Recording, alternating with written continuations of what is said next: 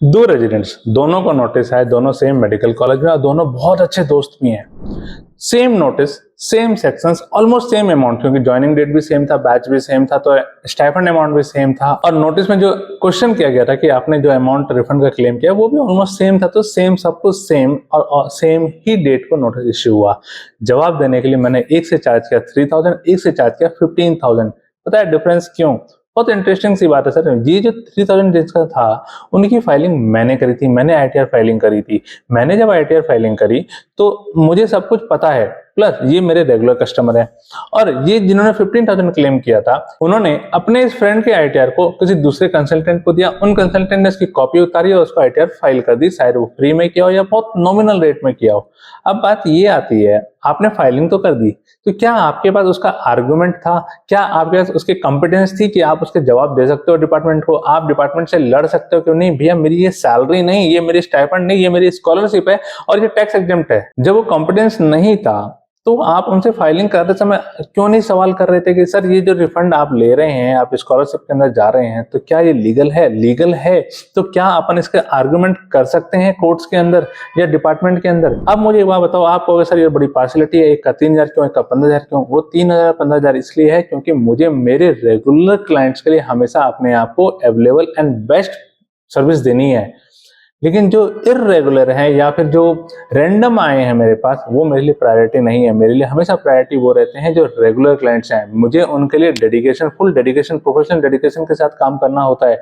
तो मैं हमेशा ये चाहूंगा कि एक तो उनको नोटिस ना आए, नोटिस आए भी तो उनका जवाब बेस्ट वे में दिया जा सके, ताकि वो आगे अपील्स में ना जाए, आगे ITAT, high court, supreme court तक ना जाए, क्योंकि उनका कॉस्ट भी तो बचाना है। कहीं ऐसा तो नहीं है कि जितना रिफंड क्लेम किया उससे ज्यादा तो हमने कंसल्टेंसी फीस ही दे दी। सर एक बात जान के रखना, आप जो भी रिफंड क्लेम कर रहे हो, चाहे लीगल चाहे इलीगल, या आप रिफंड क्लेम नहीं कर रहे हो, आप टैक्स पे कर रहे हो, नोटिस आता है ना तो दो जने जरूर कमाते हैं, एक ऑफिसर और एक कंसल्टेंट।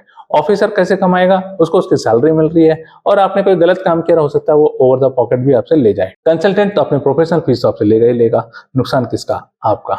बहुत से लोग फर्जी डोनेशंस क्लेम कर लेते हैं, फेक डिडक्शंस क्लेम कर लेते हैं, तो उस केस में कंसल्टेंट ही विन विन सिचुएशन में होता है। रीजन बिंग उसको पैसे बाद में मिलेंगे।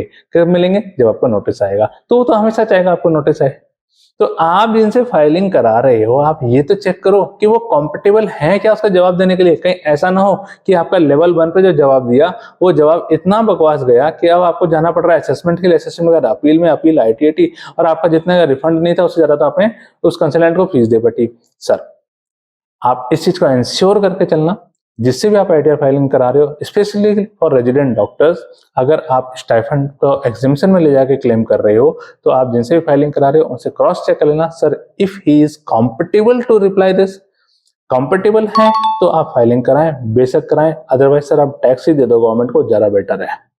क्योंकि मैं कितनों का जवाब दे सकता हूं, मैं कितनों की फाइलिंग कर सकता हूं, ये मेरी भी एक लिमिटेशन है सर। मैं 24/7 भी वर्क करूंगा तो भी 1.5 महीने में कितनी फाइलिंग कर लूंगा? नहीं कर सकता, प्रैक्टिकली नहीं कर सकता। आप लोग फाइलिंग करें, खुद से करें, किसी और से कराएं, कैसे भी कराएं, लेकिन जवाब है या नहीं है, कॉम्पिटिबिलिटी है या नहीं है, उसकी आर्ग्यूमेंट्स है या नहीं है, इस चीज को इंश्योर करके ही आगे बढ़ेंगे। वरना आप टैक्स पे कर दीजिए, कोई आपत्ति नहीं है।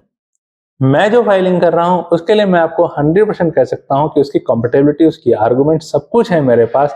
डिपार्टमेंट क्या, मैं हाई कोर्ट और सुप्रीम कोर्ट तक डिपार्टमेंट को इस बात के लिए एक्सेप्टेंस दिला सकता हूं कि बॉस आपकी जो ये स्टाइफंड है वो स्कॉलरशिप ही है और वो एग्जेम्प्ट है।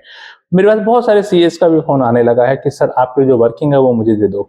सर नहीं, मैं आपको अभी तो नहीं दे सकता, भविष्य में जरूर आपको ये अवेलेबल करा दूंगा, क्योंकि अभी हम कुछ और प्लान करना चाह रहे हैं। हम इसको मास इंडिया लेवल पर ले जाके, क्योंकि मैं काफी सारे मेडिकल स्टूडेंट के रेजिडेंट डॉक्टर से कांटेक्ट में हूं और we are trying to file a rate over rate.